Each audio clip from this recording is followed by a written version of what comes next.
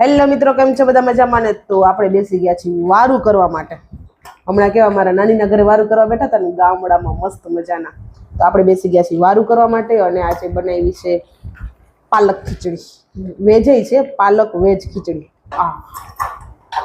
તમારા રીંગણા બરાબર ને?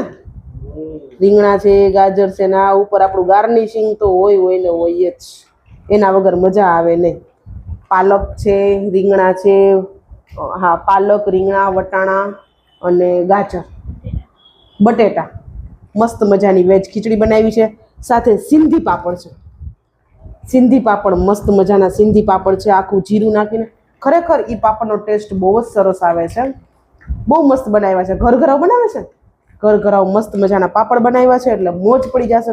અને ઠંડી મસાલા છાશ, ઠંડી મસાલા છાશ.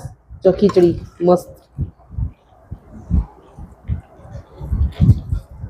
મજા આવી ગઈ. સારું, ચાલો જમી લઈએ. મારી ચેનલને લાઈક, શેર અને સબસ્ક્રાઈબ કરવાનું ના ભૂલતા. Bye bye.